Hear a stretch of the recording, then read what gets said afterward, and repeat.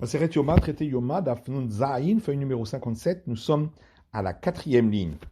La Gemara demande, Halamed Behekesh. Est-ce que quelque chose qui a déjà été appris par juxtaposition, puisque le fait qu'on fasse une aspersion vers le haut pour le sang du taureau, ça s'apprend du sang du bouc. Et le fait qu'on fasse cette aspersion vers le bas pour le sang du bouc, ça s'apprend du sang du taureau.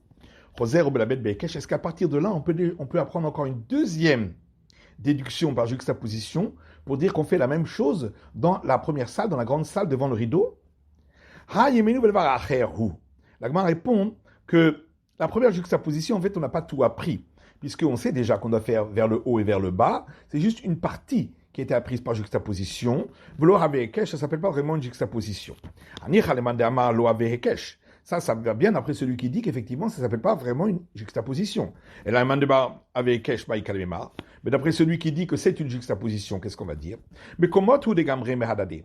Dans la deuxième juxtaposition, en fait, on n'apprend pas des sangs d'animaux l'un de l'autre. C'est des espaces qu'on apprend l'un de l'autre, c'est-à-dire l'espace à l'extérieur du rideau, de l'espace derrière le rideau. Et donc, cette deuxième juxtaposition peut être faite. Ibaïtema, et si tu veux, je peux donner une autre réponse. Chutz bibiflim behada zimna gama, étant donné qu'on sait déjà, sans juxtaposition, qu'on doit faire des aspersions vers le haut et vers le bas dans la salle du Saint des Saints. Donc ça, c'est seulement une seule juxtaposition. Donc après, on peut apprendre pour le reste, pour savoir le nombre exact, on peut le déduire. Tana, que shiomazé nomazé à la parochet. Une braïta qui dit, lorsque on n'asperge pas directement sur le rideau, et la kenegada parochet, face au rideau. Amar Rabbi Elazar Rabbi Yossé ani rehitiha beromi. Rabbi Elazar Rabbi Yossé dit, moi j'ai vu le rideau à Rome. Il y avait dessus des taches de plusieurs gouttes de sang, chez le Par Vesaïr, chez Yom Kippourim, du taureau et du bouc du jour de Kippour. Vedima de parelem d'avar chez Tzibo et Seir Abodazara à vous. L'Akbar demande peut-être que c'était des taches de sang du taureau lorsque le public a fauté à cause d'une mauvaise instruction du Sanhédrin, ou des boucs lorsqu'ils ont fauté et ont fait l'idolâtrie à cause d'une mauvaise instruction du Sanhédrin. De Chazad et Avide Kessidran. Seulement, il a vu que les taches de sang étaient en dégradé, comme on fait le jour de Kippour. Danami, Gabé Pareled Davar Tsibour. Il y a également une Mishnah concernant le taureau lorsque le public a fauté à cause d'une mauvaise instruction du Sanhédrin Kaiganda, qui dit la même chose que chez Omazelo Ayuno Garin Beparochet, lorsque on faisait son aspersion de son sang, on ne faisait pas, on ne touchait pas, le sang ne touchait pas le rideau. Vim Nagro Nagou. Si le sang a touché, il a touché. Amar Rabbi Elazar Rabbi Yossé dit, Ani Reiti Haberomi, moi j'ai vu le rideau à Rome, il y avait dessus des taches de gouttes de sang, chez le Parelem Davar chez Tzibour, du taureau, du public qui a fauté, ou Siré Abodazara, et des boucs lorsqu'ils ont fauté en faisant l'idolâtrie. Venima de Parveser chez le Makipourim Didou. L'Akbar dit, mais peut-être que c'était des sangs de taureau et de boucs de Kippour. Le Chazalou l'a vu chez Okesidran. Seulement, il a vu que les taches n'étaient pas en dégradé. Il t'a voulu damim bedamim. Si il y a eu un mélange des sangs, du sang du taureau avec le sang du bouc de Kippour. Amarava notenachat le mala, le cheval le matin. Rava dit, il fera une aspersion vers le haut et cette vers le bas, vers l'élo le can ou le can, et ce sera valable pour les sangs des deux animaux. Abou Akamed Rabbi Amiya, on a rapporté cet enseignement de Rabbi Amiya, Amar Bavla et Tipshae, il a dit, les Babyloniens sont bêtes, Mishum de Daireb Aha, de Hashucha, étant donné qu'ils habitent dans une terre sombre, Amre Shmatan me Hashran, ils donnent des enseignements qui sont sombres, qui ne sont pas clairs. Akayeb le Ma'ala de Saïm Kamemata départ, parce que c'est pas valable, puisque il aura donc fait l'aspersion vers le haut pour le sang du bouc, avant même d'avoir fait les aspersions vers le bas pour le sang du taureau. Va Torah Amra, or la Torah dit, il aura terminé, il terminera de faire l'expiation dans le sanctuaire. De là, on apprend qu'on doit terminer d'abord avec les aspersions du sang du taureau, et ensuite, on fait les aspersions du sang du bouc et on les termine. Et là, Rabbi Amia,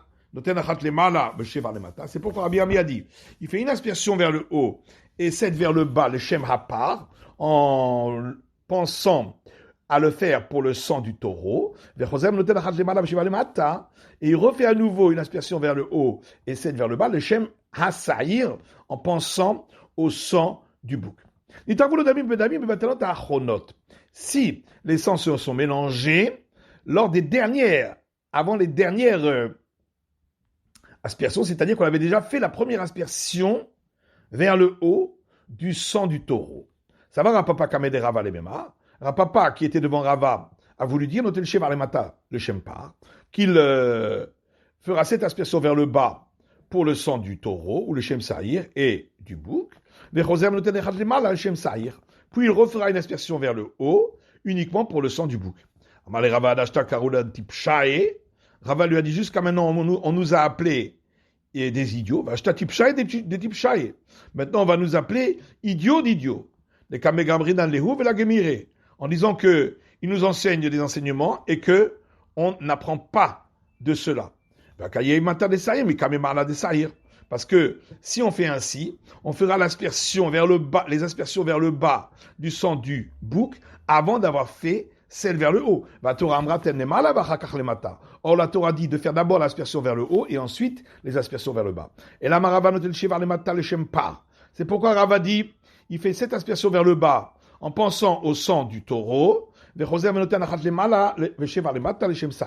Puis il fait une aspersion vers le haut et 7 vers le bas en pensant au sang du bouc. Et t'as voulu kosot des kosot. Si se sont mélangés les coupes entre elles, et c'est plus quelle coupe et contient le sang de quel animal. Noten, noten. Il fera une première fois les aspersions avec une coupe, puis avec l'autre coupe, puis en refaisant sur la première, Shlosha Pamim, donc 3 fois, et ainsi il est sûr qu'il aura fait ceux du taureau au moins une fois avant ceux du bouc. Si une partie des sangs se sont mélangés, et une autre partie des sangs ne se sont pas mélangés, sont restés sang du taureau d'un côté et sang du bouc de l'autre. Pshita ki yahiv mi vada'in yahiv. Il est évident que les aspersions, il les fera avec les sangs qui ne se sont pas mélangés.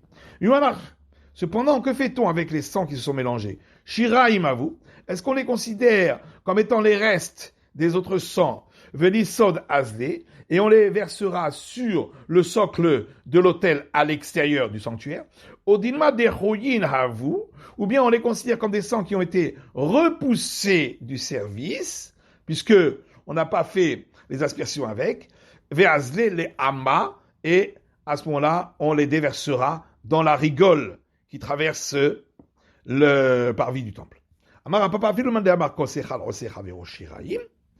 dit, même d'après celui qui dit que lorsque le sang d'un sacrifice a été recueilli dans 2 coupes, une des 2 coupes qui a été utilisée fait que l'autre est considérée comme reste et qui sont déversés sur le socle de l'autel, ça c'est seulement dans ce cas-là, parce que s'il avait voulu, il aurait pu faire les aspersions avec cette coupe-là. Mais dans notre cas où s'il avait voulu faire les aspersions avec le sang mélangé, il n'aurait pas pu, puisqu'il faut faire avec le sang qui ne l'est pas. Dans ce cas-là, effectivement, c'est pas considéré comme des restes, et ça ira dans la rigole. Et Ravuna, fils de Rabbi Yoshua, dit à Rapapa, Rava, au contraire. Même d'après celui qui dit que lorsqu'on a recueilli le sang dans 2 coupes, la deuxième coupe qui n'a pas été utilisée est considérée comme du sang qui a été repoussé. C'est seulement dans le cas où on aurait pu l'utiliser pour les aspersions et on ne l'a pas fait, donc il l'a expressément repoussé. Mais dans notre cas, nous, il n'a pas expressément repoussé, puisque de toute façon, on n'avait pas à faire les aspersions avec. Dans ce cas-là, c'est pas considéré comme repoussé. Détania, quand c'est marqué dans une braïta. Les Mala Omer, dans le premier verset, il est dit, Ve'et damo ishpor, et son sang sera versé sur le socle de l'autel. Ou le Mata Omer, et dans un verset plus loin, il est dit, Ve'et kol damar ishpor, et tout son sang sera déversé sur le socle de l'autel. Et de là, on apprend la chose suivante. D'où sait-on que lorsqu'on a un sacrifice expiatoire, dont le sang a été recueilli dans 4 coupes, et de chaque coupe, il a fait une aspersion. Chez Kulan Dishpachin et Sod, que dans ce cas-là, les 4 coupes, le reste sera déversé sur le socle de l'autel. Tabuloma va être kol damaishpor. C'est là que vient le deuxième verset qui dit « Et tout son sang sera déversé ». J'aurais pu croire, même dans le cas où il aurait fait les 4 aspersions d'une seule coupe, les autres seraient considérés comme le reste.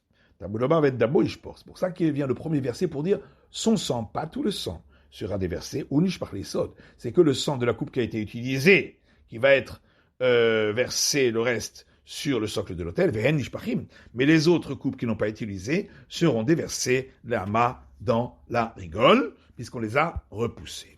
Rabbi Eliezer et Rabbi Shimon Omer, par contre, Rabbi Eliezer, fils de Rabbi Shimon, lui dit, d'où sait-on que dans le cas d'un expiatoire, dont le sang a été recueilli dans 4 coupes, et il a fait les 4 aspersions avec une seule des coupes, toutes les autres coupes, leur sang sera déversé sur le socle de l'autel. C'est pour ça que vient le verset qui dit « Et tout son sang sera déversé sur le socle de l'autel. » Mais alors, que fait Rabbi Eliezer Rabbi Shimon de l'autre verset qui dit « Et son sang sera déversé » Ravashi dit « C'est pour exclure le sang qui est resté au cou de l'animal et qui n'a pas été recueilli dans une coupe. Celui-là sera déversé dans la rigole qui se trouve dans le parvis du temple. » C'est la fin de l'étude du Daf Nunzayin de la feuille numéro 57.